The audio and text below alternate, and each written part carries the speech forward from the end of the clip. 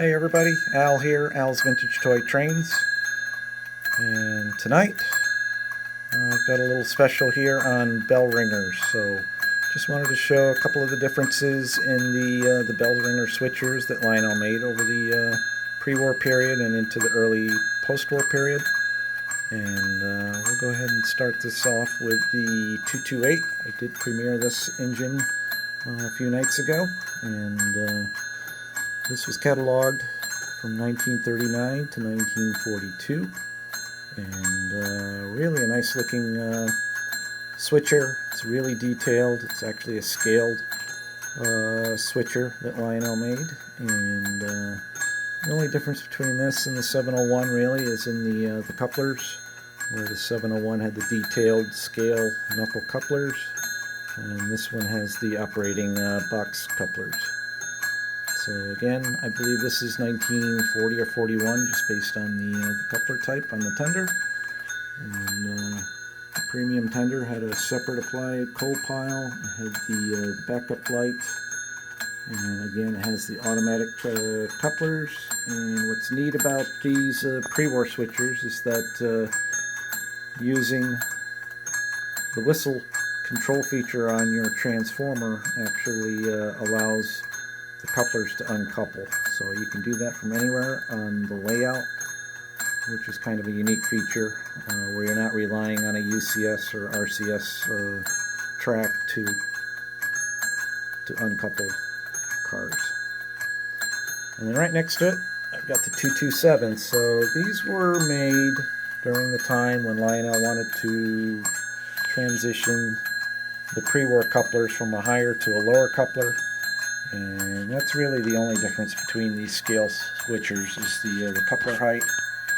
Really hard to tell, but it's about an eighth, maybe to a quarter of an inch difference in coupler heights. So the 227 is on the right, a little bit lower than the 228 on the left.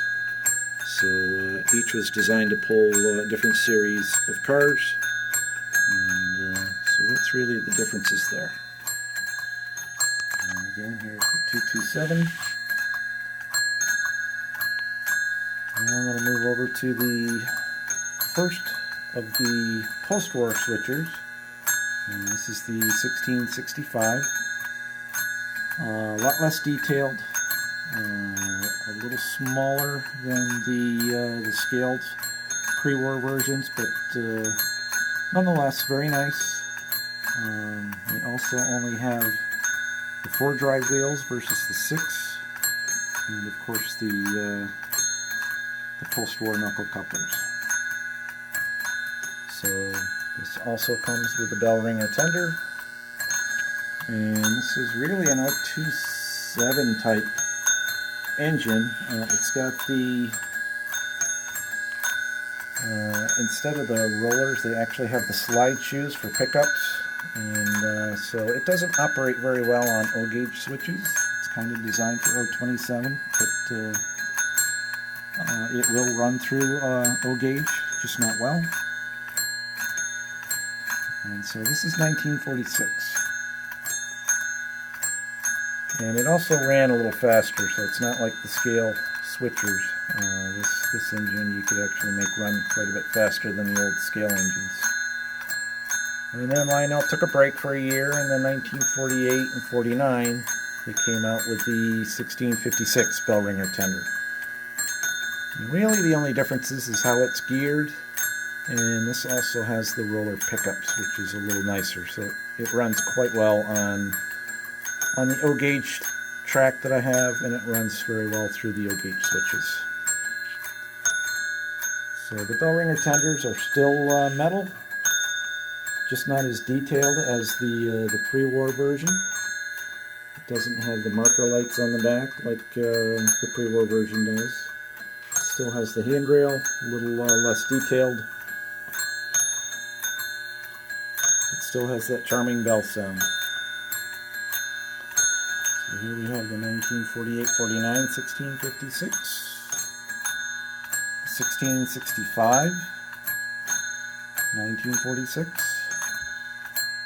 The 227 with the 2227B tender, and the 228 with the 2228B tender. So, like I said, this tender is a little more detailed than the Postwar version with those marker lights. Nicer handrails with additional stanchions.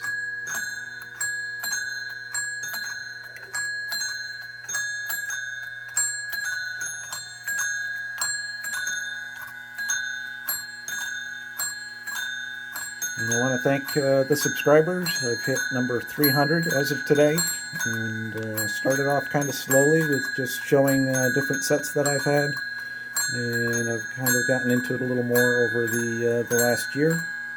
And as you can tell, I really enjoy the pre-war and post-war Lionel, and hopefully some of you folks can learn a little bit about it, and some of you also can share some of your experiences as well with what you've got. And I just want to thank everybody. And thanks again. Have a good night, everybody.